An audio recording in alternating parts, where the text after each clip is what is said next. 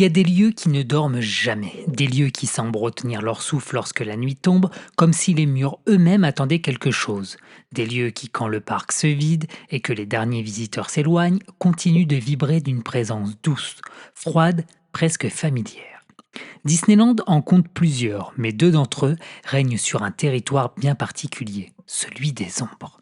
D'un côté de l'Atlantique, une demeure victorienne, élégante, majestueuse, immaculée, dont les murs blancs cachent des couloirs qui s'étirent, des chandeliers qui oscillent, des rires qui résonnent. Haunted Mansion, l'une des icônes absolues des parcs américains, un lieu où les fantômes dansent, chantent, blaguent, se décomposent et se recomposent avec un humour qui flirte constamment avec l'absurde et le macabre joyeux. Un manoir où la mort n'effraie pas. Elle amuse, elle divertit, elle devient un spectacle, et puis à des milliers de kilomètres de là, dans une vallée poussiéreuse de Thunder Mesa, se dresse une façade bien plus sombre, une maison effondrée par le temps, rongée par la terre, secouée par le vent, figée dans une éternité tragique. Phantom Manor. Une demeure qui ne rit pas, une demeure qui attend, une demeure où les fantômes ne s'amusent pas, ils se souviennent. Ici, la mort n'est pas un gag. C'est une histoire, un destin brisé, un amour suspendu, un secret. Deux maisons, deux philosophies, deux visions du même mythe. L'une est une comédie macabre à l'américaine, pleine de jeux de mots, de tableaux absurdes, de fantômes qui font la fête et de squelettes qui trinquent. L'autre est un opéra gothique, une tragédie romantique, un conte européen où la poussière, le violon et la solitude viennent remplacer la légèreté et les gags visuels. Et pourtant, ces deux attractions racontent la même chose. Comment apprivoiser ce qui est frais? Comment transformer la mort en un récit accessible, fascinant, presque doux? Walt Disney disait « Les fantômes doivent surtout être vivants ». Et c'est ce que ces deux attractions accomplissent. Elles rendent la mort vivante. Elles lui donnent un rire, une larme, une musique. Elles lui donnent un visage, mais leur manière de le faire est radicalement différente. Et c'est précisément ce qui rend ce duel si passionnant, si riche, si dense. Haunted Mansion et Phantom Manor sont deux habitants d'une même famille, mais ils ne parlent pas la même langue. L'une parle le dialecte du cartoon, du slapstick, de la satire, du spiritisme victorien, celle où l'on rit dans le noir pour alléger la peur. L'autre parle le langage du gothique européen, de Poe, de Leroux, de Marie Scheller, celui où la mort est un miroir, un symbole, une mélancolie qui danse dans la poussière. Dans cet épisode de Sparkverse, nous allons explorer ces deux maisons, pièce par pièce, couloir par couloir, illusion par illusion. Nous allons revenir sur leurs origines, sur les artistes qui les ont façonnés, sur les technologies qui donnent vie au spectre, sur les différences entre la version californienne et la version floridienne de Haunted Mansion, sur la naissance de Phantom Manor dans la mythologie de Thunder Mesa, et bien sûr celui qui hante toutes les discussions autour de ces attractions, le Hatbox Ghost, cette légende vivante qui a disparu avant de renaître 46 ans plus tard. Nous parlerons d'architecture, de scénographie, d'humour, de tragédie, de folklore, de psychologie, de musique et de symbolisme. Nous verrons comment deux cultures, américaines et européennes, apprivoisent la mort de manière diamétralement opposée. Et surtout, nous tenterons de comprendre pourquoi ces attractions ne cessent de nous fasciner. Pourquoi, malgré les années, elles conservent ce pouvoir d'attraction presque magnétique. Pourquoi elles incarnent dans deux styles très différents l'une des expériences les plus riches, les plus profondes, les plus narratives de tous les parcs Disney. Voici le programme de notre traversée Actu Magique pour prendre la température du monde Disney avant d'entrer dans les ténèbres, le coin histoire pour revenir aux origines des manoirs et à la bataille créative entre humour et horreur, backstage pour comprendre comment on fabrique des illusions, des fantômes et des rêves nocturnes, le grand dossier cœur de cet épisode où Haunted Mansion et Phantom Manor se font face, deux visions, deux ambiances, deux mythologies. Une conclusion personnelle dans laquelle je partagerai pourquoi ces attractions comptent tellement pour moi et pourquoi, malgré mon amour profond pour Phantom Manor, mon cœur penche légèrement vers Haunted Mansion. Alors préparez-vous, les chandelles tremblent, la poussière danse, les portraits nous observent, les murs respirent, les fantômes ont répété leurs répliques et l'orgue de Mélanie Ravenswood accorde ses notes quelque part dans la brume. Bienvenue dans Sparkverse et maintenant entrons dans les maisons où la mort sourit encore. Mais avant d'ouvrir les portes grinçantes des manoirs hantés, avant d'entendre les murmures des fantômes et les échos des corridors poussiéreux, faisons une pause, car le monde Disney lui aussi évolue. Il change de capitaine, il trace de nouvelles routes, il prépare de nouveaux mondes et parfois derrière ces annonces il y a des histoires de transmission, de succession, presque de renaissance. Voici les Actus Magiques. C'est sans doute la nouvelle la plus structurante de ces dernières semaines. Josh D'Amaro a été officiellement nommé PDG de la Walt Disney Company et succédera à Bob Iger en mars 2026. Pour ceux qui suivent les parcs Disney, ce nom n'est pas inconnu. Josh D'Amaro était jusqu'ici président de Disney Park Experience and Products, autrement dit l'homme qui supervisait les parcs, les croisières, les produits dérivés, l'expérience immersive globale. Sa nomination marque un tournant. Elle symbolise un passage de témoin générationnel, une transition stratégique, une continuité, mais aussi une promesse d'évolution. Bob Iger, figure majeure de l'expansion moderne Disney, acquisition de Pixar, Marvel, Lucasfilm, Century Fox, laissera place à un dirigeant dont l'ADN est profondément lié au parc à thème. C'est un signal fort. Dans un épisode consacré au manoir hanté, à l'héritage, au récit qui traverse le temps, cette annonce résonne d'une manière particulière. Disney est une entreprise qui parle beaucoup de fantômes, mais elle sait aussi orchestrer ses transitions.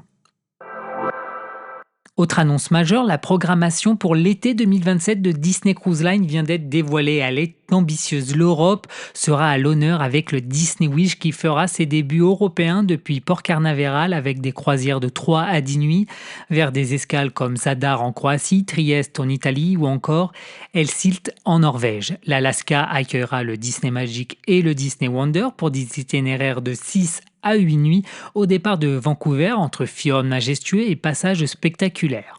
Pour les Caraïbes et les Bahamas, le Disney Dream et le Disney Fantasy proposeront des croisières vers Castaway Cay et Lookout Cay, tandis que le Disney Destiny naviguera depuis Fort Lauderdale pour des séjours ensoleillés de 3 à 7 nuits. Côté expérience, Marvel Day at the Sea sur certaines croisières de 7 nuits depuis Galveston, Pixar Day at the Sea maintenu sur certaines croisières du Disney Fantasy. Les réservations ouvriront en février 2026 avec priorité pour les membres Castaway Club dès le 16 février, puis mise en vente générale le 23 février. Disney continue donc d'étendre son territoire non plus seulement sur terre mais sur mer, des royaumes flottants, des récits itinérants, une autre manière de raconter la magie.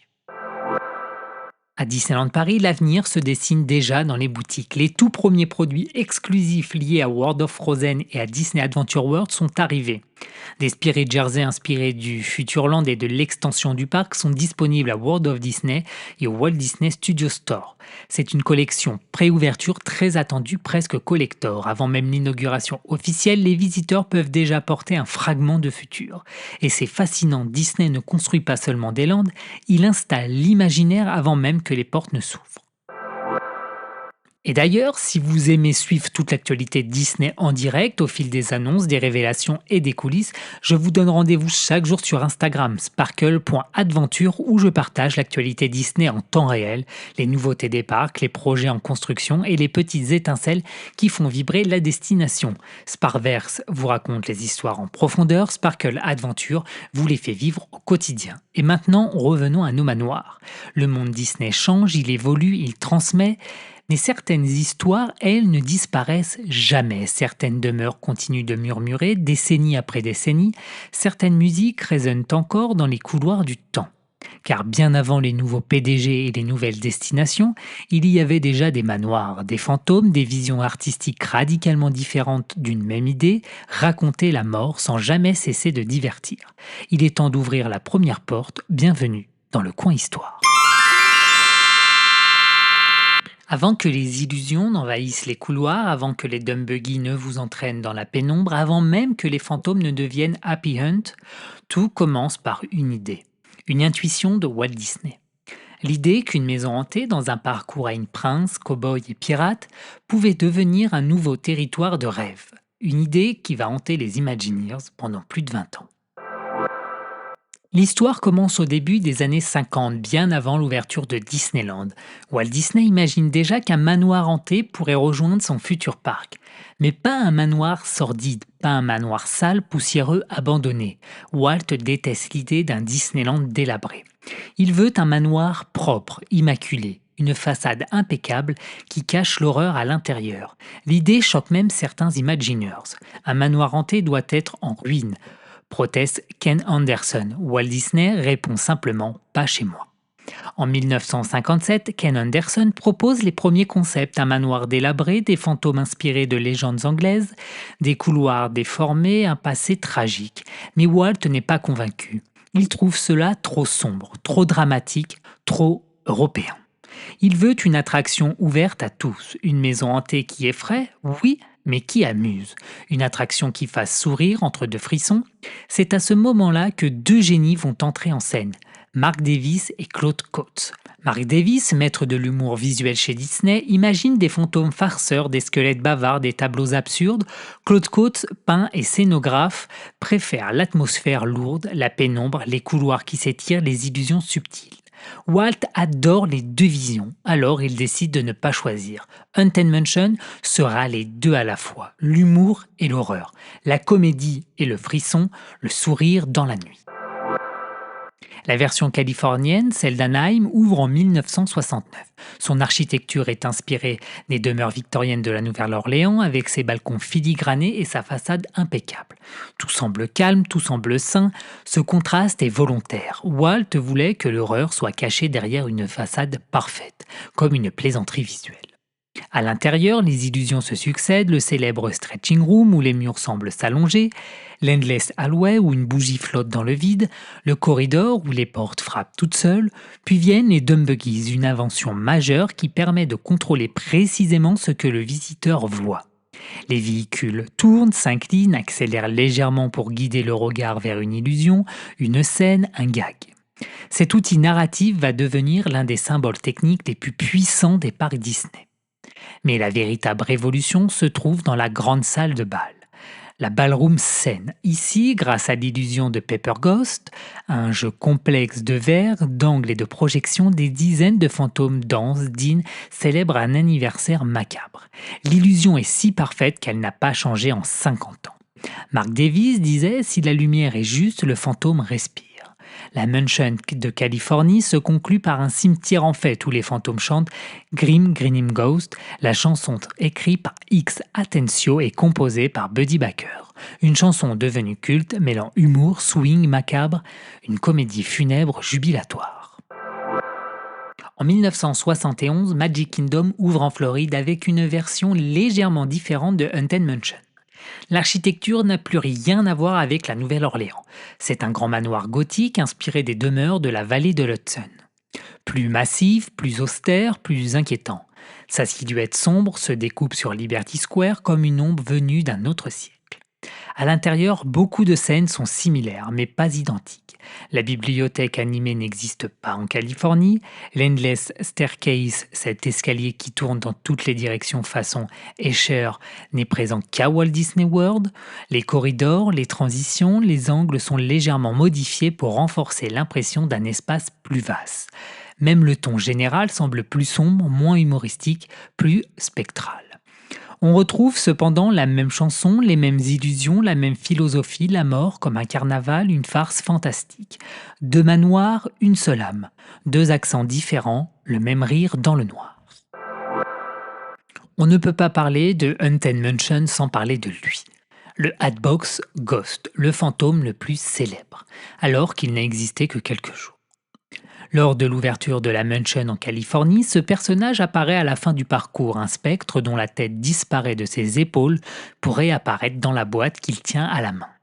Une illusion ambitieuse mais qui ne fonctionnait pas. Le contraste lumineux n'était pas assez fort pour créer l'effet résultat, l'illusion tombe à plat. Quelques jours plus tard, le Hatbox Ghost disparaît. Littéralement, les visiteurs n'auront plus jamais l'occasion de le voir. Pendant des décennies, son existence devient une légende urbaine. Était-il réel? A-t-il jamais été installé? Était-ce une rumeur? Les fans débattent. Des photos circulent, la rumeur enfle. Un fantôme qui disparaît, c'est ironique. Et parfait. En 2015, presque d'un demi-siècle plus tard, le Hatbox Ghost revient enfin dans une version modernisée, bluffante grâce au LED, au mapping, à l'occultation dynamique. C'est un triomphe. En 2023, il apparaît enfin à Walt Disney World. Le fantôme qui n'avait jamais vraiment existé devient l'un des symboles les plus aimés de l'attraction. En vérité, il incarne quelque chose de très Disney, une illusion qui vit parce qu'on y croit. À Disneyland Paris, les Imagineers veulent quelque chose de différent. Tony Baxter l'affirme dès 1987. Nous ne pouvons pas refaire Haunted Mansion, ce public-là veut une histoire. En Europe, le rapport à la mort n'est pas le même. Ici, on aime les destins tragiques, les légendes maudites, le romantisme sombre. Ici, Poe, Hugo, Leroux ont laissé des empreintes profondes. Jeff Burke imagine alors Thunder Mesa, une ville entière construite autour de Big Thunder Mountain, et dans cette ville vit une famille, les Ravenswood. Le père, Henry Ravenswood, propriétaire de la mine d'or, sa fille, Mélanie, et la malédiction qui entoure tout cela. Phantom Manor raconte leur histoire. Une histoire de mariage brisé, d'amour perdu, de père jaloux, transformé en fantôme monstrueux. Le manoir n'est pas propre, il est ravagé, noirci, détruit. L'ambiance n'est pas humoristique, elle est mélancolique. Les fantômes n'apparaissent pas pour faire rire, ils apparaissent pour rappeler un souvenir. C'est une tragédie gothique, portée par une musique magnifique, tour à tour, romantique, inquiétante, déchirante.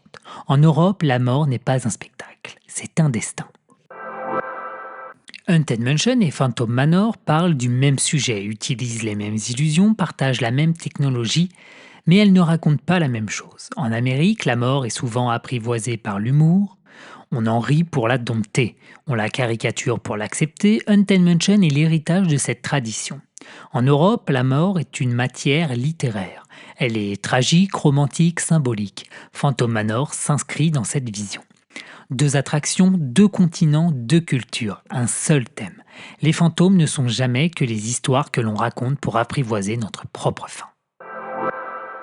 Nous avons exploré les racines, les artistes, les idées, mais une maison hantée n'existe pas sans illusion, sans invention, sans décor qui respire et sans esprit qui surgissent au bon moment. Alors descendons maintenant dans les coulisses, là où les fantômes deviennent lumière, où les illusions deviennent science, où les maisons prennent vie. Bienvenue dans Backstage, là où le surnaturel s'écrit avec des vis et des miroirs. Lorsque l'on parle de fantômes dans un parc Disney, on imagine souvent des illusions simples, un éclairage, un reflet, un animatronique discret.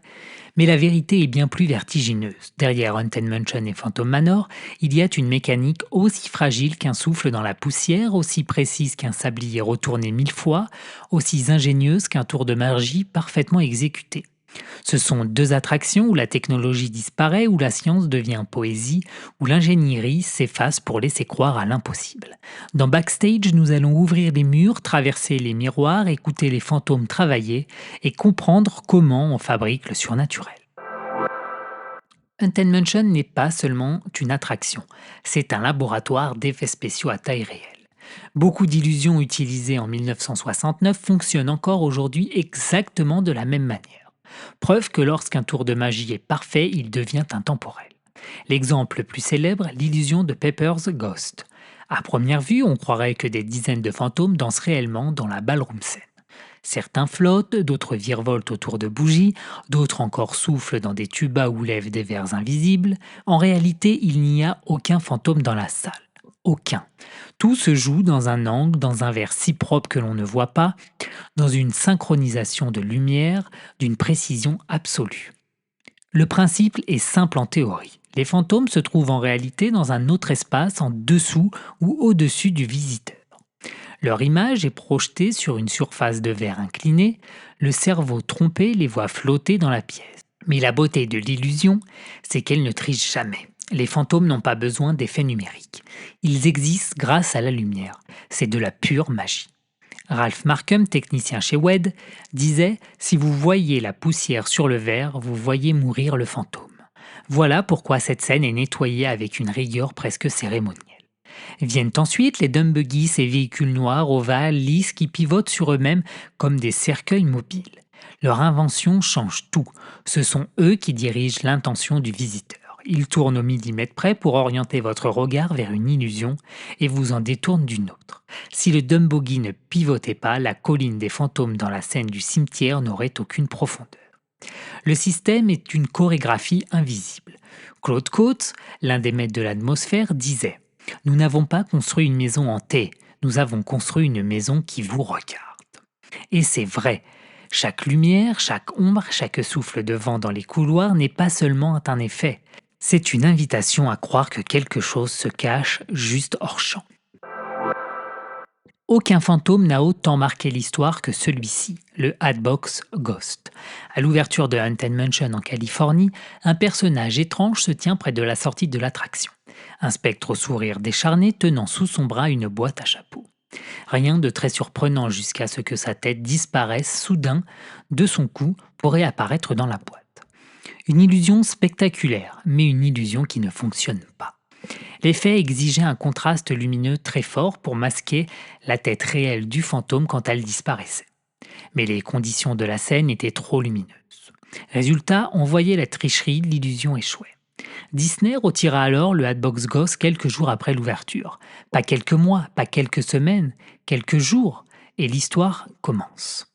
Les visiteurs qui disent l'avoir vu sont souvent contredits. Certains employés jurent qu'il n'a jamais existé, d'autres racontent qu'il revenait la nuit dans les couloirs vides de la mansion. La légende devient plus forte que la réalité. Et puis, en 2015, après 46 ans d'absence, Disney annonce son retour. Cette fois, l'illusion est parfaite grâce à des technologies modernes de rétroéclairage, de LED directionnelle et d'occultation numérique. L'effet de disparition est impeccable, la tête vacille, se dissout, réapparaît dans la boîte, puis revient comme une marionnette lugubre. Enfin, en 2023, il rejoint la version floridienne. Le Hatbox Ghost est devenu un symbole. Une preuve que les fantômes Disney ne meurent jamais vraiment. Ils attendent l'horreur. Si Haunted Mansion est un cabaret spectral, Phantom Manor est un opéra tragique. Le backstage de cette attraction est radicalement différent. Ici, les illusions ne cherchent pas la surprise ou l'humour, mais la narration. Phantom Manor est construit comme une succession d'actes, comme une pièce de théâtre où un ride raconte une histoire complète sans un seul dialogue. Tout commence par l'orchestration du foyer. Un immense instrument mécanique dont les sons grinçants installent immédiatement une atmosphère de poussière et de destin. Ce n'est pas une musique gaie ni ironique, c'est une musique en attente. Mais comme si une voix allait surgir des murs, les décors sont vieillis avec un réalisme stupéfiant, tissu effiloché, bois craquelé, dorure ternie, rideaux troués, cadres déformés, rien n'est propre, rien n'est neuf. Chaque grincement est volontaire, chaque fissure raconte quelque chose. L'un des secrets les plus fascinants réside dans la scène du fantôme lui-même. Un animatronique dont la posture, le mouvement et surtout le sourire figé sont conçus pour créer un malaise subtil.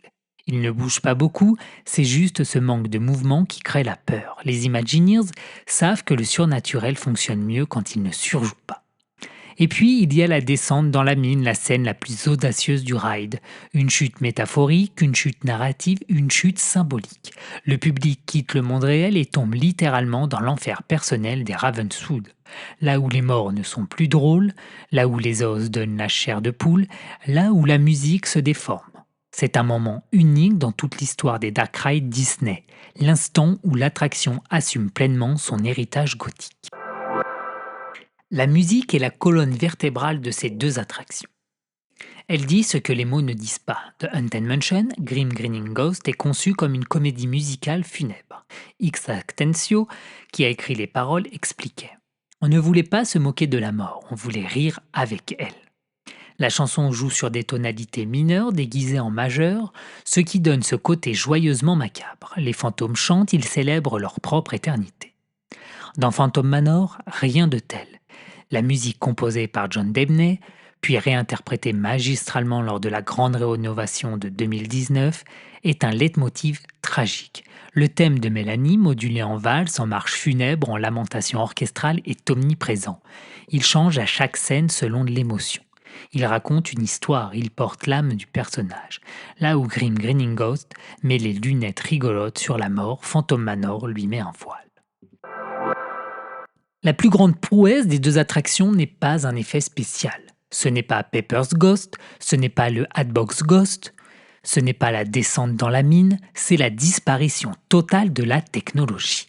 Quand une illusion fonctionne, vous ne la voyez plus. Vous ne voyez qu'un fantôme, vous ne voyez qu'un souvenir, vous ne voyez qu'une émotion.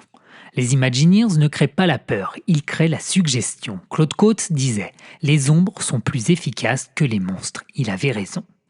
Tout dans Haunted Mansion et Phantom Manor est conçu pour disparaître, pour s'effacer, pour permettre aux visiteurs de se perdre dans la fiction. Et c'est là que réside le génie dans une maison hantée Disney. Il n'y a pas de magie, il n'y a que du travail, un travail tellement précis, tellement délicat, tellement minutieux qu'il finit par ressembler à de la magie. Maintenant que nous avons vu comment les illusions prennent forme, comment les fantômes naissent, comment les décors respirent, il est temps de confronter les deux maisons, d'ouvrir les portes, de traverser les couloirs, de comparer l'humour de l'une à la tragédie de l'autre. Le grand dossier vous attend avec une question simple. Comment deux attractions si proches peuvent-elles raconter des histoires si différentes? Entrons. Il y a des attractions qui racontent une histoire et puis il y a celles qui racontent une culture. Haunted Mansion et Phantom Manor appartiennent à cette seconde catégorie. Elles ne se contentent pas de faire peur, de surprendre ou d'amuser. Elles traduisent deux visions du monde, deux manières d'apprivoiser la mort, deux interprétations de ce que signifie hanter un lieu. C'est pourquoi comparer ces deux manoirs, c'est comparer deux continents, deux traditions littéraires, deux sensibilités artistiques. L'une rit de l'au-delà, l'autre le pleure. L'une danse avec les fantômes, l'autre les suit comme des ombres mélancoliques. L'une est une comédie macabre, l'autre une tragédie romantique. D'un côté, Haunted Mansion, né au cœur de la culture américaine au milieu du XXe siècle, le spiritisme populaire, les séances de médiums, les films de monstres universels, le pulp, le vaudeville, les cartoons de Tex Avery, tout cela nourrit une tradition où la mort n'effraie pas, elle amuse. De Haunted Mansion, les fantômes ne sont pas des menaces. Ils sont des colocataires bruyants, des farceurs, des chanteurs qui vous invitent à rejoindre leur chorale. Ce sont des personnages qui aiment leur état spectral, ils font des blagues, ils se poursuivent, ils se moquent d'eux-mêmes, ils sont littéralement en fête. Dans le cimetière final, ils dansent comme si l'au-delà n'avait rien de funèbre. Haunted Mansion incarne cette idée américaine que la mort peut être un spectacle joyeux, une comédie musicale. On ne la fuit pas, on ne l'apprivoise pas. On la regarde droit dans les yeux et on rit la première. L'Amérique a le goût du grotesque, de la caricature, du slapstick, même dans la mort. Mais cette approche n'est pas superficielle, elle a un sens. Dans une société où la mort est souvent taboue, la tournée en dérision devient un acte d'émancipation. Haunted Mansion ne dit pas « la mort n'existe pas ». Elle dit « elle n'est pas invisible ». Mark Davis, l'un des artistes fondateurs du ride, expliquait « Nos fantômes sont heureux, c'est leur meilleur tour ». Cette phrase contient toute la philosophie de l'attraction. La peur ne gagne jamais si on rit plus fort qu'elle. De l'autre côté, Phantom Manor, version européenne du mythe, profondément ancrée dans la littérature romantique, le fantastique gothique, l'esthétique de la mélancolie. Ici, la mort n'est pas drôle. Elle est lente, lourde, inévitable. Phantom Manor raconte une histoire, une vraie. Pas une suite de tableaux comiques, mais une tragédie. Celle de Mélanie Ravenswood, jeune mariée qui n'a jamais atteint l'autel, condamnée à errer dans la maison de son père, hantée par un fantôme dont le rire résonne comme une sentence. Une mariée abandonnée, un fiancé disparu, un père possessif devenu spectre, Phantom Manor n'est pas un spectacle, c'est un deuil. Les fantômes ne chantent pas, ils murmurent, ils fixent, ils observent, ils pleurent sans larmes et Mélanie, figure centrale du ride, apparaît non pas comme une blague vivante, mais comme un symbole, celui de l'attente éternelle du destin brisé, de la mémoire qui refuse de s'effacer. Phantom Manor ne cherche pas à apaiser la mort, il cherche à lui donner un sens. Il interroge, il raconte, il met en scène, là où Haunted Mansion détourne le regard pour rire, Phantom Manor le maintient pour comprendre. Ces deux philosophies découlent de la tradition profondément ancrée. En Amérique, la culture de la peur est ludique, théâtrale, exagérée. Des films de monstres universels aux attractions de fêtes foraines, la mort est un décor ludique. En Europe, le rapport à la mort est marqué par la littérature gothique. Poe, Marie Shelley, Maupassant, Bram Stoker, Gaston Leroux, Victor Hugo. Ici, les fantômes ne sont jamais anodins. Ils portent une histoire, ils portent un drame, ils portent une mémoire, ils portent le poids du passé. Phantom Manor s'inscrit exactement dans cette lignée. Tony Baxter, son concepteur, disait « Haunted Mansion fait rire, Phantom Manor fait réfléchir ». Et c'est exactement ça. Deux rides, même ADN, objectifs opposés. Là où Haunted Mansion dit « rejoins la fête, la mort n'est qu'un grand bal où l'on s'amuse », Phantom Manor répond « écoute l'histoire de ceux qui n'ont jamais pu danser ». Là où Haunted Mansion dit « n'aie pas peur du noir, on y trouve des amis », Phantom Manor murmure « le noir garde les traces de ce qui aurait pu être ». Là où Haunted Mansion transforme chaque spectre en comédien, Phantom Manor transforme chaque ombre en souvenir. Ce contraste, loin de diviser, enrichit l'expérience Disney. Il montre comment un même thème, les fantômes, peut être abordé avec des émotions différentes selon les cultures, les sensibilités et les histoires que l'on veut raconter. Sparkverse dirait ceci: les Américains rient pour apprivoiser la mort, les Européens la pleurent pour lui donner un sens. Et dans ces deux maisons, ces deux visions se rencontrent, se complètent, se répondent. L'une est un carnaval spectral, l'autre un opéra funèbre, l'une danse, l'autre attend, l'une chante, l'autre soupire. Et pourtant, dans chacune d'elles, les morts sont vivants. Dans chacune d'elles, le surréalisme n'est jamais hostile. Dans chacune d'elles, les fantômes sont avant tout des personnages, des miroirs, des fragments de nous-mêmes. Haunted Mansion et Phantom Manor ne sont pas des attractions de peur, ce sont des attractions de mémoire. Elles nous rappellent que les maisons gardent les histoires, que les murs absorbent les chuchotements, que les fantômes ne sont que les échos de ce qui a été aimé et perdu. Voilà pourquoi ces deux manoirs fascinent autant. Ils parlent de la mort, oui, mais surtout de la manière dont nous l'habitons, dont nous la comprenons, dont nous la racontons. Nous avons exploré les philosophies, maintenant il est temps d'entrer dans la structure. Car Haunted Mansion et Phantom Manor ne racontent pas la mort de la même manière. L'une par fragment, l'autre par destin. L'une par éclat, l'autre par tragédie. L'une vous perd dans un labyrinthe de tableaux farceurs, l'autre vous conduit scène après scène vers une vérité sombre. Préparez-vous, la narration elle-même devient un fantôme.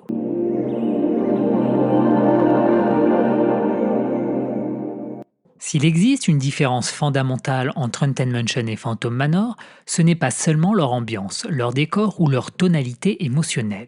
C'est la manière dont elles racontent une histoire ou dont elles refusent d'en raconter une. Car dans Disneyland, comme dans la littérature, la forme est déjà un message. Haunted Mansion adopte une narration éclatée, fragmentée, presque improvisée, qui ressemble à un collage de petites scènes, chacune illustrant un gag ou une idée. Phantom Manor, lui, suit une dramaturgie linéaire, continue, presque opératique. Il y a un début, un développement, un climax, une chute, une fin. Deux attractions, deux façons de concevoir le storytelling, une mosaïque contre une tragédie, un carnaval contre un récit. Dans Haunted Mansion, rien ne raconte une histoire précise. Il n'y a pas de personnage principal, pas d'enjeu, pas de quête. Le Ghost Host vous parle mais il n'explique rien. Il commente, il mise sur l'atmosphère, le mystère, l'humour sombre. La mansion est construite comme une suite de vignettes indépendantes, chacune conçue par Mac Davis comme un petit théâtre miniature. La salle des portraits, la bibliothèque, la salle de bal, le couloir des portes qui claquent, la scène du cimetière, toutes sont des tableaux. Ce n'est pas un récit, c'est une exposition, une galerie de fantômes, chacun vivant sa propre petite vie après la mort.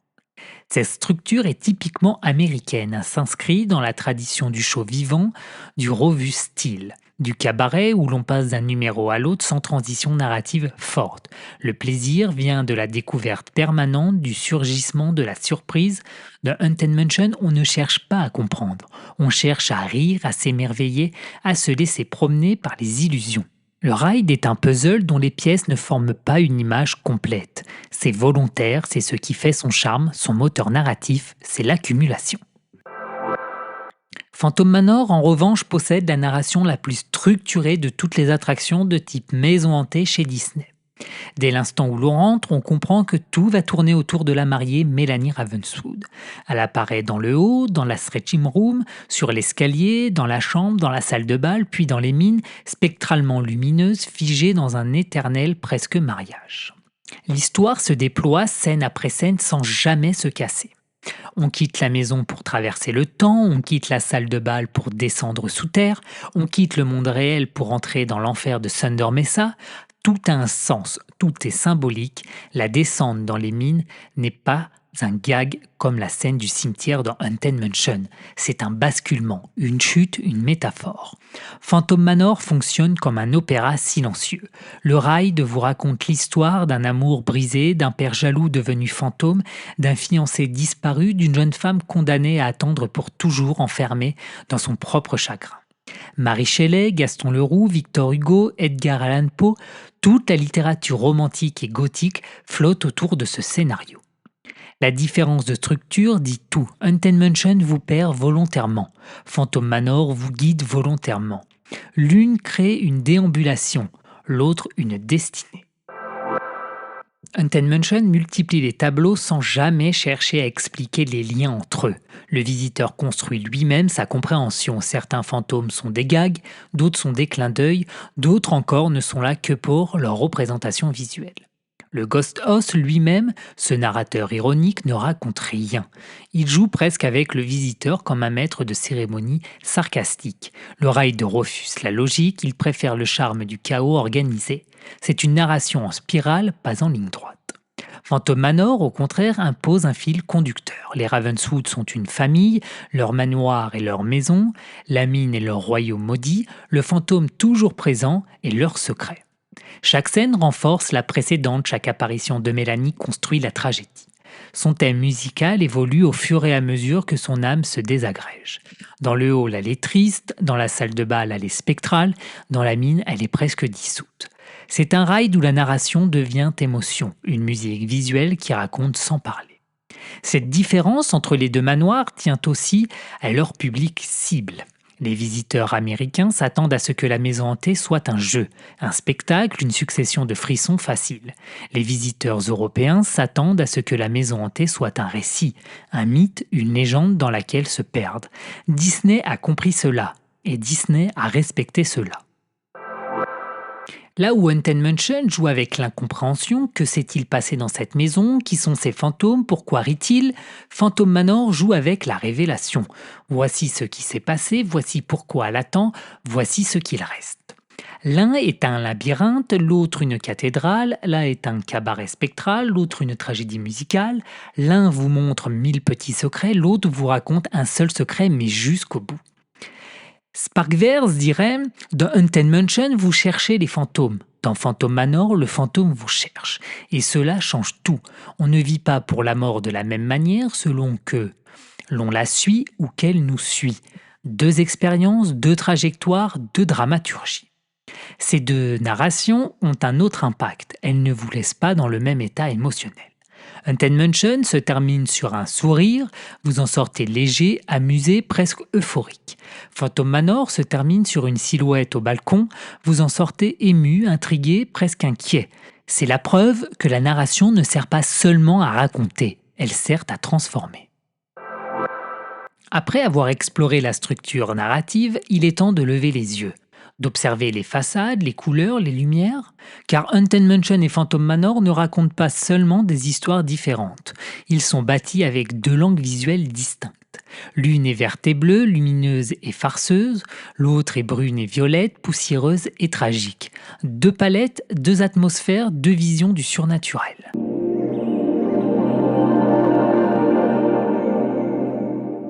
Haunted Mansion et Phantom Manor ne se distinguent pas seulement par leur philosophie ou leur narration, mais par quelque chose de plus immédiat, de plus viscéral, de plus sensoriel, leur esthétique. Avant même que le ride ne commence, avant même que les portes se referment derrière vous, vous comprenez déjà quel monde vous attendez. La façade, le jardin, les couleurs, les textures, les silhouettes, les lumières, tout parle déjà, tout murmure, tout annonce la nature du voyage. Car si la philosophie raconte l'intention et la narration raconte l'histoire, l'esthétique raconte l'âme. Et ces deux manoirs en ont deux bien distinctes. L'une verte et bleue, lumineuse et farceuse, l'autre violette et brune, poussiéreuse et tragique. Une comédie visuelle et un opéra gothique. Impossible de parler de Haunted Mansion sans évoquer son architecture immaculée. À Anaheim, la façade blanche de style Nouvelle-Orléans est presque ironique. Elle ne cherche pas à faire peur. Elle est belle, élégante, presque rassurante. C'est un manoir qui pourrait figurer dans une carte postale. Rien ne laisse deviner ce qui se cache derrière les rideaux. C'est exactement ce que Walt voulait. La peur est à l'intérieur, jamais à l'extérieur. Le contraste esthétique est un gag en soi. La palette de couleurs utilisée dans l'attraction elle-même est devenue mythique. Vert acide, turquoise phosphorescent, bleu spectro, violet électrique. Ce sont les couleurs des cartoons macabres, des films de monstres de l'ère Universal, des séances de spiritisme détournées, des comédies macabres à la famille Addams. Rien n'est réellement sombre, rien n'est vraiment inquiétant, tout est stylisé. Les fantômes sont translucides, souriants, les portraits vous suivent du regard avec un clin d'œil, les bustes murmurent des chants grégoriens qui ressemblent plus à une blague qu'à une menace, les yeux dans les papiers peints clignent comme des personnages de dessins animés, l'esthétique du ride repose sur l'exagération, les proportions sont légèrement décalées, trop longues, trop larges, trop tordues, le couloir des portes présente des impacts trop ronds pour être effrayants, la salle de bal est trop brillante pour être sinistre, chaque détail vise à rassurer, tout à intriguer.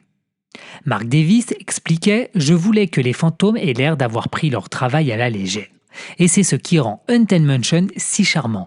Le ride joue avec les codes de la peur pour mieux les contourner. L'ambiance visuelle est presque festive, même dans la scène du cimetière, les couleurs sont vives. Les esprits chantent, sautent, bondissent. L'esthétique macabre devient comédie musicale. La mort n'est jamais immobile, elle danse. Phantom Manor est l'exact opposé. Sa façade ne cherche pas à rassurer, elle n'est pas blanche, elle n'est pas lumineuse, elle n'est pas propre, elle n'est pas accueillante. C'est un manoir fatigué, sombre, presque décrépit, dont les murs suintent l'humidité et les regrets. Il semble désaffecté depuis un siècle, maintenu debout par une volonté étrange.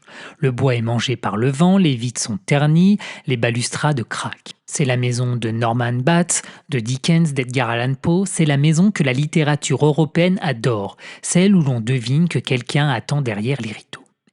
Les couleurs, brun, violet, noir, jaune fané, les lumières, dorées mais éteintes comme d'anciennes bougies qui battent contre le vent, c'est la palette de la mémoire. Phantom Manor ne stylise pas la peur. Il la laisse respirer, il la laisse se coucher sur les objets, il la laisse s'installer dans les angles morts. Le papier peint n'a pas des yeux rigolos, il a des motifs en arabesque qui semblent pris dans la poussière du temps.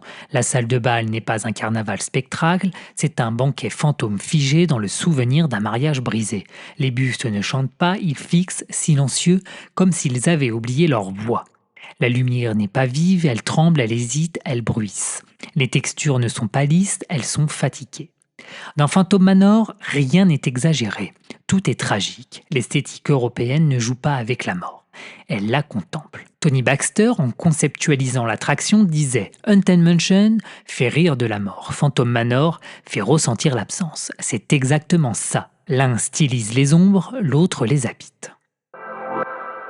La silhouette d'un bâtiment raconte toujours une histoire. La mansion californienne, symétrique, droite et élégante, presque aristocratique. La mansion floridienne, massive, gothique, labyrinthique. Phantom Manor, penchée, épuisée, granuleuse, comme si elle portait son propre deuil. Les matières, Haunted Mansion, bois peint, fer forgé propre, briques lisses. Phantom Manor, texture arrachée, pierre rugueuse, boiserie tordue. Les jardins, Haunted Mansion, entretenus, presque décorative, Phantom Manor, sauvage, sec, oublié. Haunted Mansion est une maison habitée par des fantômes contents. Phantom Manor est une maison abandonnée par des vivants malheureux. Les couleurs sont un langage. De Haunted Mansion, elles disent « N'aie pas peur, on va rire ensemble ». Dans Phantom Manor, elles disent « Approche doucement, je vais te raconter un secret ». Les verts et bleus acides de Haunted Mansion rappellent les cartoons, les néons, les illusions de fêtes foraines. Les violets et bruns de Phantom Manor rappellent l'aube, la poussière, les photos sépia, le deuil, les vieilles lettres dans un tiroir. L'esthétique de Haunted Mansion passe par la lumière. L'esthétique de Phantom Manor passe par l'ombre. Comparer leurs scènes les plus fortes. Le cimetière d'Haunted Mansion, un carnaval spectral. On y rit, on y chante, les fantômes vous invitent à leur fête, les couleurs explosent, c'est un feu d'artifice. Les mines de Phantom Manor, un enfer symbolique, on y chute, on y tremble, le monde s'effondre, la lumière devient rouge sang, le violon de Mélanie se distord, c'est une descente dans l'âme humaine.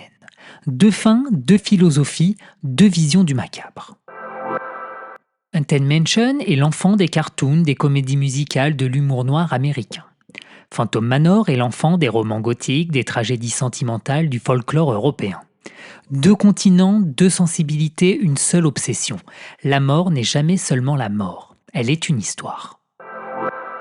Nous avons vu les couleurs, les textures, les silhouettes, maintenant il est temps de parler des deux figures qui dominent chacun de ces manoirs, leurs mariés. À Haunted Mansion, une meurtrière élégante, Constance Hatchaway, dont les punchlines décapitent. À un Phantom Manor, une jeune femme brisée, Mélanie Ravenswood, condamnée à marcher éternellement dans sa robe de mariée. Deux femmes, deux destins, deux façons de hanter.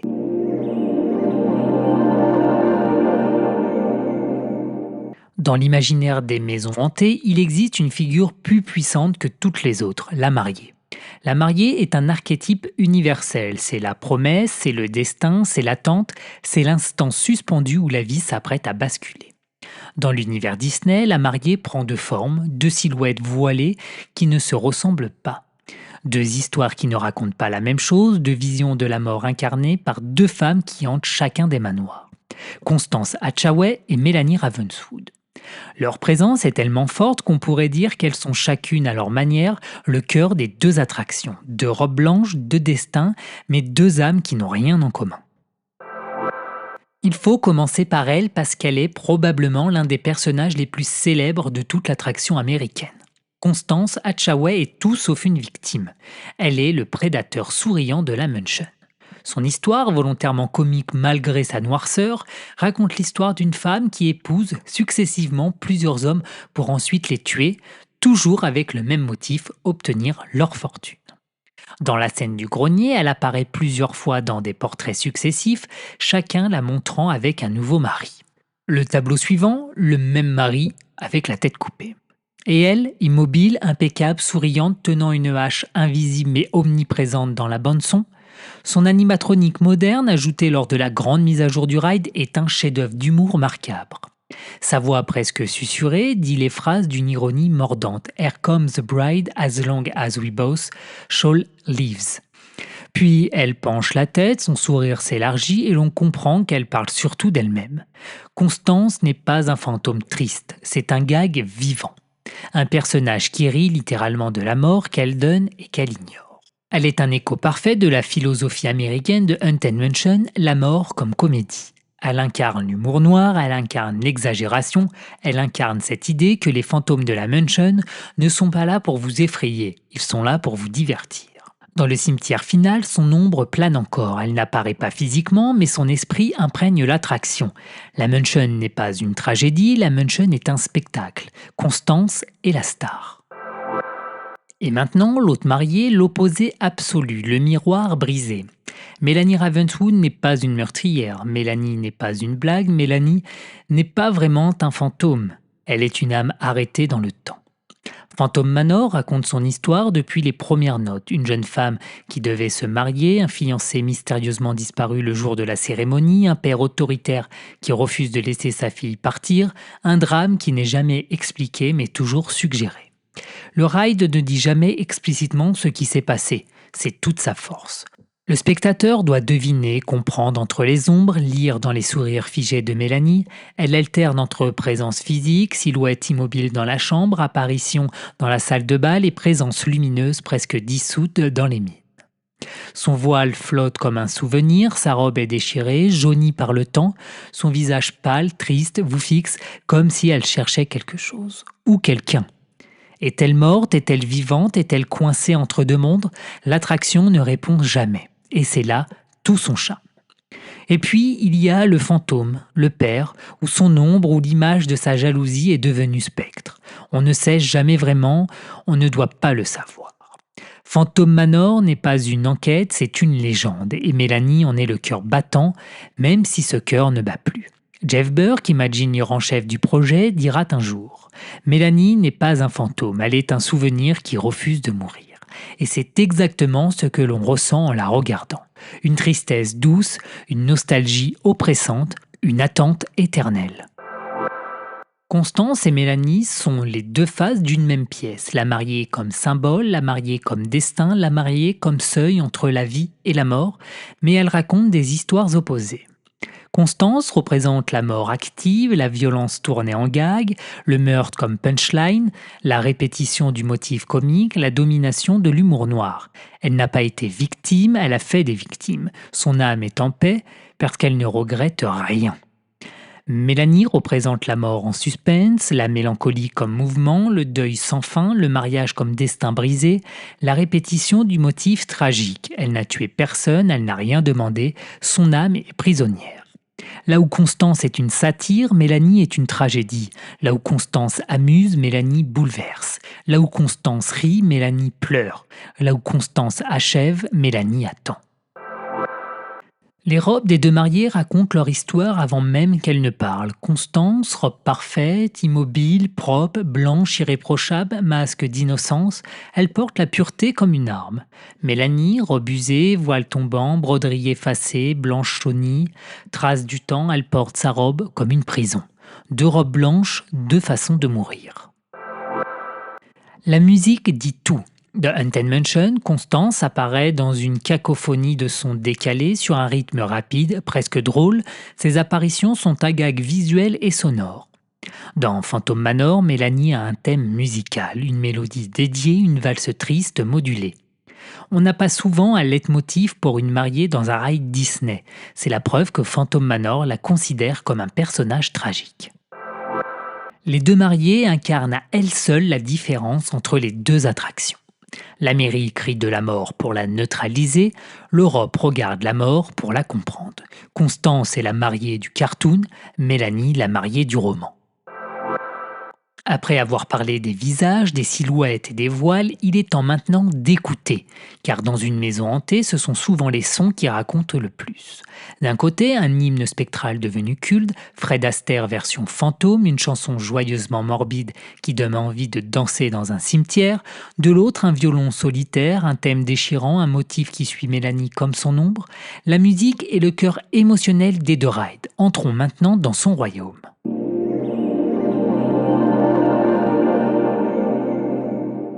Si l'image donne une identité, la musique donne une âme. Dans les attractions hantées, cela devient encore plus vrai. Ce que l'on entend est souvent plus important que ce que l'on voit. Un fantôme peut être caché, un décor peut être discret, une illusion peut être rapide, mais un thème musical, lui, reste. Il s'infiltre, il berce, il trouble, il charme. Entre Haunted Mansion et Phantom Manor, les musiques ne racontent pas la même histoire. Elles incarnent deux visions radicalement différentes de la mort.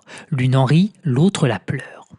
L'une vous invite à chanter avec les fantômes, l'autre vous fait entendre le deuil d'une âme qui n'a jamais trouvé la paix. Commençons par l'une des chansons les plus connues de toute l'histoire des parcs Disney, Grim Grinning Ghost.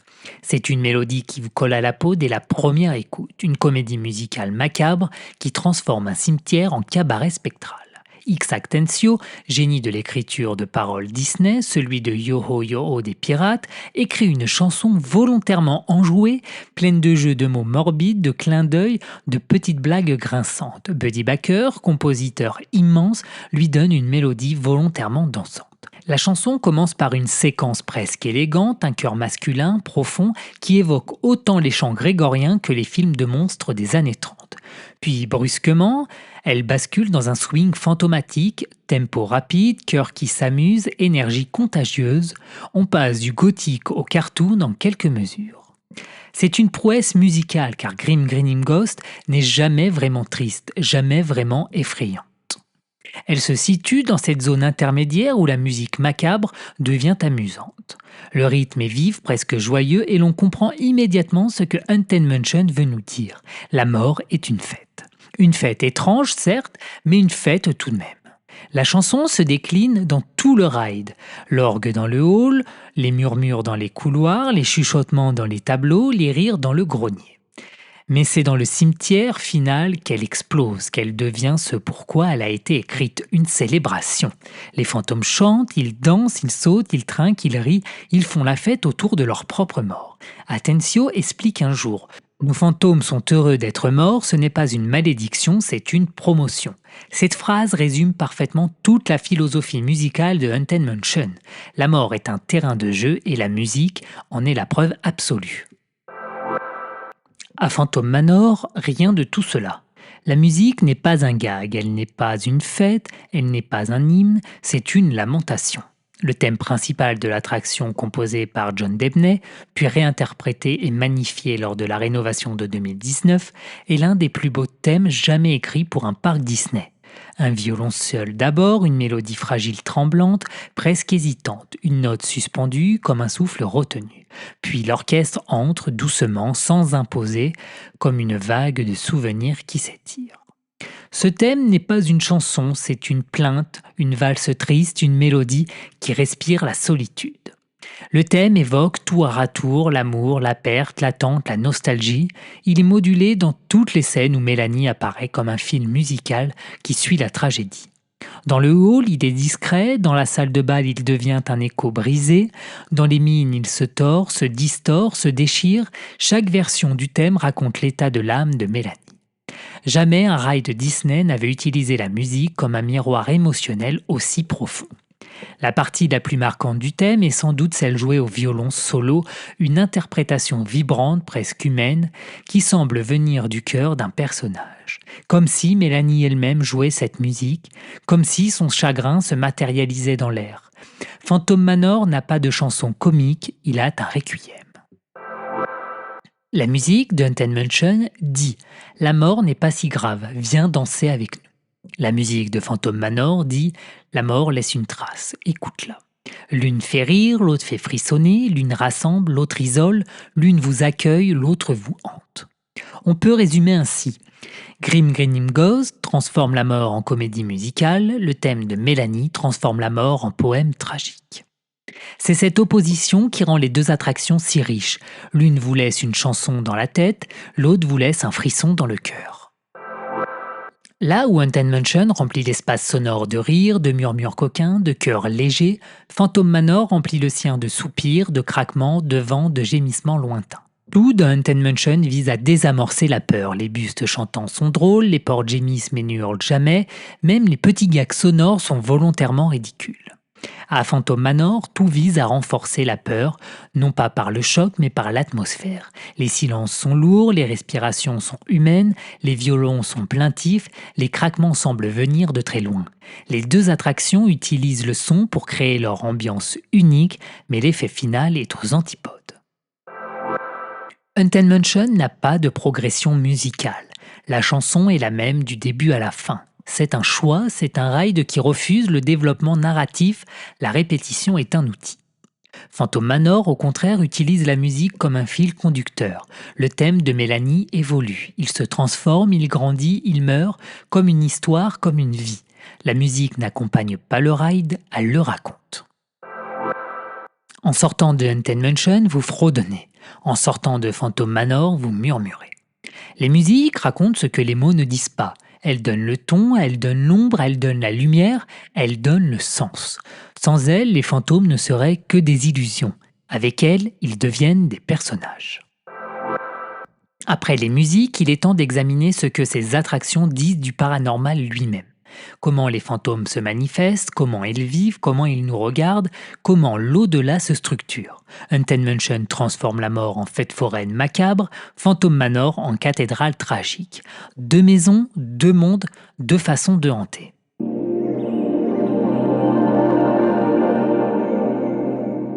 Le paranormal n'est pas seulement un décor dans Haunted Mansion et Phantom Manor. Il n'est pas un simple effet spécial, ni un gimmick, ni une fantaisie. C'est un langage, une manière de montrer ce qui échappe au regard, ce qui flotte entre deux mondes, ce qui a une présence mais pas de corps. Et ce langage n'est pas le même dans les deux attractions. Il ne dit pas la même chose, il ne produit pas la même émotion, il ne raconte pas la même mort. Haunted Mansion et Phantom Manor sont deux maisons hantées, mais elles ne sont pas hantées de la même manière. Dans l'une, les fantômes s'amusent, dans l'autre, ils se souviennent. Dans l'une, l'au-delà est une fête foraine, dans l'autre, il est une cathédrale. Deux visions du paranormal qui reflètent une fois encore deux cultures, l'Amérique de l'humour noir et de la satire spirituelle, et l'Europe du fantastique mélancolique où les fantômes sont des blessures ouvertes qui refusent de se refermer. Le paranormal de Haunted Mansion fonctionne comme un spectacle vivant. Ce n'est pas un monde qui vous effraie, c'est un monde qui vous invite à participer. Les fantômes y sont des personnages, des acteurs, des comédiens qui semblent prendre plaisir à vous surprendre, à vous faire rire, à jouer avec vos nerfs. Ils apparaissent et disparaissent comme des magiciens en représentation, ils flottent dans la salle de bal comme dans un bal de fin d'année spectrale, ils émergent des tombes comme des clowns macabres. Ils chantent sur des bustes comme une comédie musicale d'outre-tombe, le paranormal est un spectacle, une revue, une fantaisie macabre. Claude Coates, l'un des architectes de l'atmosphère de l'attraction, disait Dans Haunted Mansion, les fantômes ne veulent pas faire peur, ils veulent être vus. Et c'est vrai, le ride est rempli de fantômes extravertis. Le spectre qui joue de l'orgue, celui qui fête son anniversaire dans le ballroom scène, la tête parlante dans la boule de cristal, les esprits du cimetière qui sautent en cadence, tous cherchent votre regard. Ils n'ont aucune hostilité, ils n'ont rien d'effrayant, ils vous divertissent. Le paranormal américain est spectaculaire, il est coloré, il est visible, il veut exister. C'est un surnaturel extraverti, un paranormal de showman. Même le Ghost Oz, voix off légendaire, n'est pas inquiétant. Il est ironique. Il vous parle avec un humour mortuaire délicieux, jouant avec les codes des maîtres de cérémonie. Il guide, commande, plaisante, vous amène dans une aventure qui ressemble davantage à une comédie gothique qu'à une histoire d'horreur. Haunted Mansion n'est pas une maison hantée, c'est un cabaret spectral. Phantom Manor, au contraire, adopte un paranormal discret, intériorisé, presque religieux. Ici, les fantômes ne cherchent pas votre regard. Ils ne jouent pas avec vous, ils ne chantent pas, ils ne dansent pas. Ils attendent, ils observent, ils errent. Ils ne sont pas les comédiens. Ils sont des restes. Dans Phantom Manor, l'au-delà n'est pas joyeux, il n'est pas léger, il n'est pas ironique, il est lourd. Il pèse dans chaque pièce, dans chaque craquement de bois, dans chaque souffle de vent. Les fantômes apparaissent comme des souvenirs qui refusent de s'éteindre, des fragments de vie figés dans la douleur. Le plus puissant exemple est donc Mélanie elle-même, qui n'est pas un fantôme comique, mais une âme piégée. Elle ne fait pas de bruit, elle ne fait pas peur, elle fait mal. Chaque apparition de Mélanie est un choc intime. Elle surgit au tournant d'un escalier dans la chambre poussiéreuse, devant le miroir brisé, dans la salle de bal, dans les mines. Elle ne sourit pas, elle ne danse pas, elle ne flotte pas. Elle attend quelqu'un qui ne viendra jamais. Le fantôme, lui, est l'ombre d'un secret, une présence imposante et silencieuse dont le sourire n'a rien de joyeux. C'est un sourire de malédiction, un sourire d'homme brisé par sa propre possessivité. Il ne parle pas, il ne chante pas, il existe, et cela suffit. Le paranormal européen n'est pas dans l'apparition spectaculaire, mais dans l'absence. Il n'est pas dans l'éclat, mais dans le manque. Il n'est pas dans le rire, mais dans le frémissement. Phantom Manor est une cathédrale où les fantômes sont les piliers. Haunted Mansion, les fantômes sont joyeux, ils n'ont pas souffert, ils n'ont pas de regrets, ils sont heureux d'être morts, leur état spectral est une liberté. Phantom Manor, les fantômes sont tristes, ils portent une histoire, ils n'ont pas trouvé la paix, ils sont prisonniers de leur destin, leur état spectral est une malédiction. Dans Haunted Mansion, la mort libère, dans Phantom Manor, la mort enferme. Quand un fantôme apparaît dans Haunted Mansion, il est flamboyant, exubérant, théâtral. Quand un fantôme apparaît dans Phantom Manor, il est fragile, pâle, presque effacé. Le paranormal américain attire l'œil, le paranormal européen détourne le regard.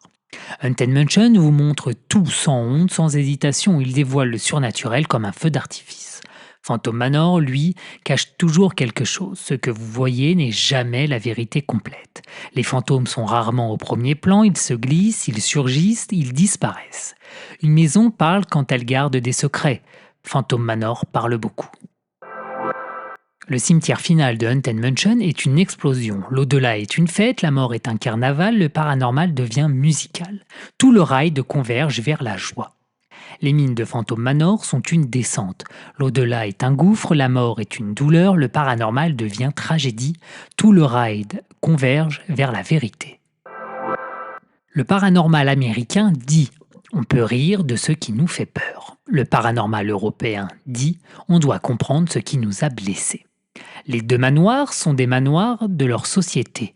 Les fantômes ne sont jamais universels, ils portent les angoisses, les croyances, les récits de leur époque.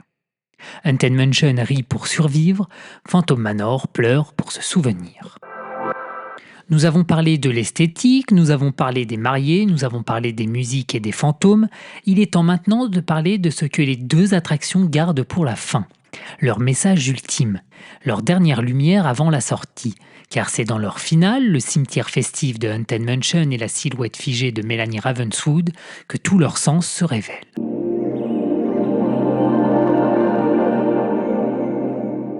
Arrive toujours ce moment dans une attraction Disney où l'on comprend que l'on touche à sa véritable signification. Ce moment où le décor, la musique et l'émotion convergent pour offrir non pas un simple effet visuel, mais une idée, un sens, une conclusion. Haunted Mansion et Phantom Manor ne dérogent pas à cette règle, mais leurs finales sont peut-être les plus révélateurs de leurs différences. Deux conclusions, deux climats, deux messages, deux manières de dire aux visiteurs voici ce qu'est la mort pour nous. Dans Haunted Mansion, le final découle naturellement de tout ce qui précède. Le ride vous a fait rire, il vous a surpris, il vous a enveloppé dans ses illusions joyeusement macabres, il vous a présenté ses fantômes comme une troupe de théâtre, tout converge vers ce moment, le cimetière chantant.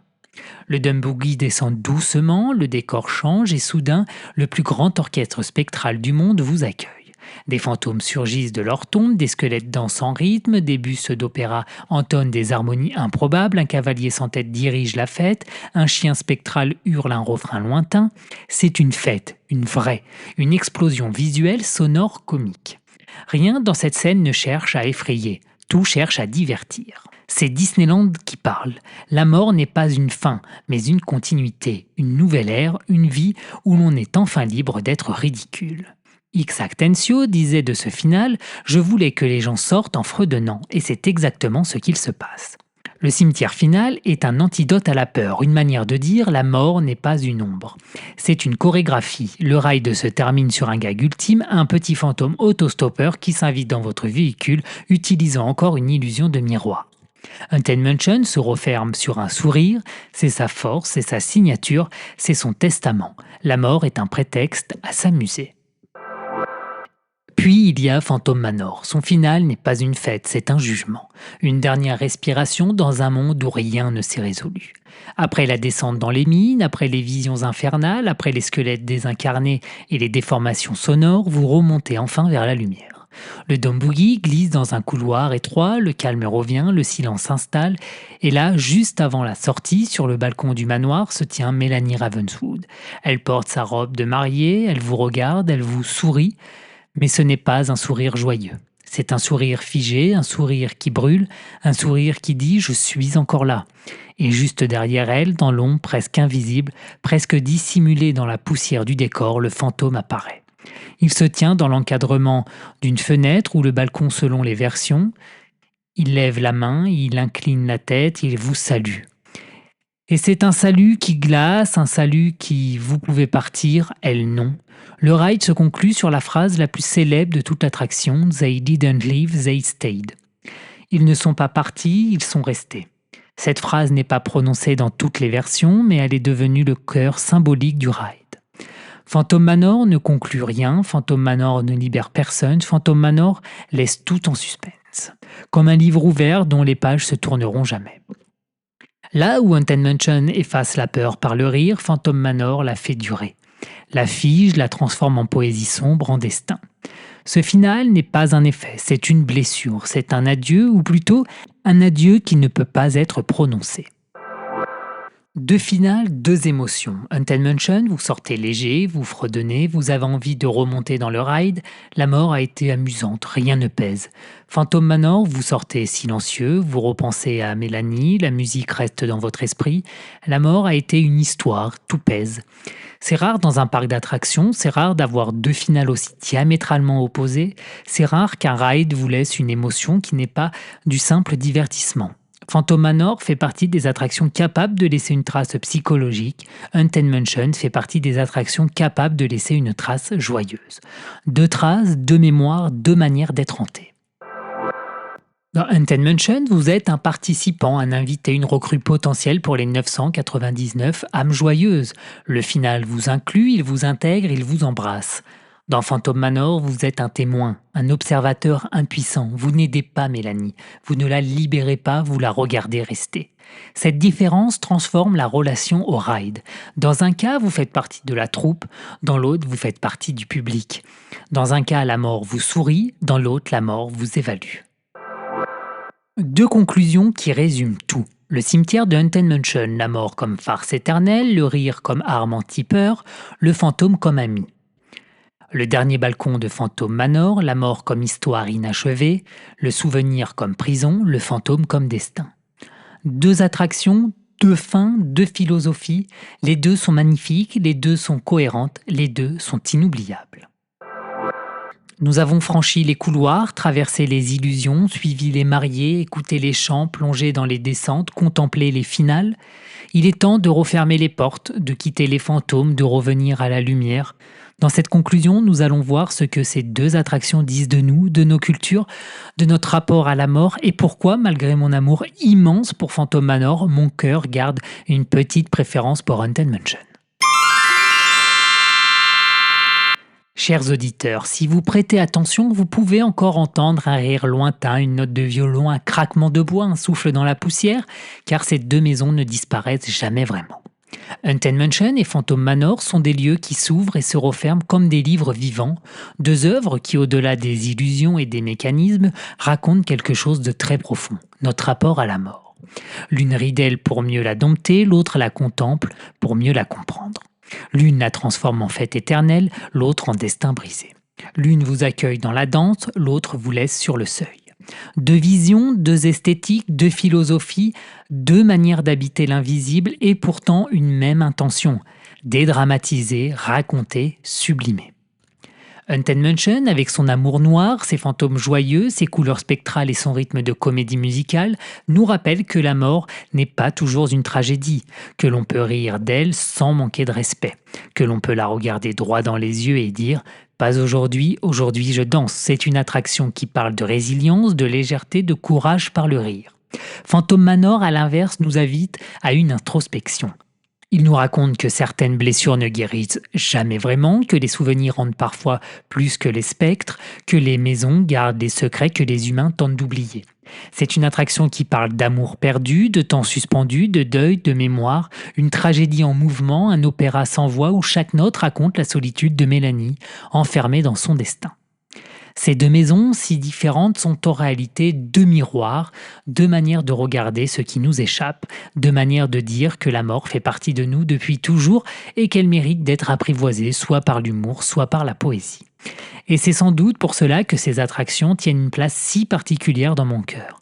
Car elles ne sont pas seulement des rides, elles sont des histoires, des mythes, des expériences émotionnelles. Elles parlent à l'enfant comme à l'adulte, elles parlent à nos peurs, à nos rêves, à nos blessures, à nos rires. Elles sont sans hésitation mes attractions préférées de tous les parcs Disney. Et si je devais aller plus loin, ouvrir vraiment mon coffre aux émotions, je dois l'avouer, j'ai une légère préférence pour Haunted Mansion. Non pas parce que Phantom Manor manque de puissance, au contraire, mais parce que Haunted Mansion représente quelque chose d'unique. Ce mélange improbable entre peur et humour. Cette capacité à faire sourire au cœur des ombres, ce génie de Mark David et Claude Coates qui transforme la mort en spectacle joyeux. Cette chanson, Grinning Grinning Ghost, qui vous suit pendant des heures, cette façade immaculée qui cache un monde de fantaisie macabre, cette ironie délicieuse, cette légèreté dans la nuit. Haunted Mansion, c'est l'art de rire avec la mort et c'est un pouvoir rare, précieux et profondément humain.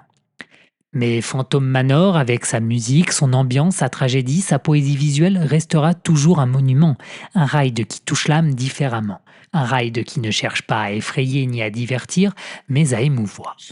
Mélanie Ravenswood est l'un des plus beaux personnages jamais créés pour un parc Disney. Son histoire, son sourire, son destin, sa douleur silencieuse, il ne quitte jamais vraiment l'esprit. Alors oui, j'aime Haunted Mansion pour son rire et j'aime Phantom Manor pour sa solitude. Et peut-être que la vérité est là. Ces deux maisons ne s'opposent pas. Elles se complètent, elles racontent la même chose de deux manières différentes. L'Amérique et l'Europe, la comédie et la tragédie, le carnaval et l'opéra. Les fantômes ne sont que des histoires et les histoires ne meurent jamais. Le Doom Buggy ralentit, les portes s'ouvrent, la lumière du parc revient. Mais au fond de vous, quelque chose reste. Un refrain, un regard, un voile blanc sur un balcon, un rire dans une tombe. Deux maisons vous ont parlé. Et peut-être quelque part dans un coin de votre mémoire, elles continueront de le faire encore longtemps. Les portes se referment derrière nous, les fantômes se taisent, la poussière retombe, mais Sparkverse ne s'arrête pas là, car le mois prochain, une autre légende s'apprête à s'ouvrir, un royaume glacé, une montagne enchantée, des sœurs unies par la magie et la mémoire, et une toute nouvelle zone qui va transformer Disneyland Paris. Le prochain épisode sera consacré à Frozen et à l'ouverture tant attendue de World of Frozen, le vent souffle déjà.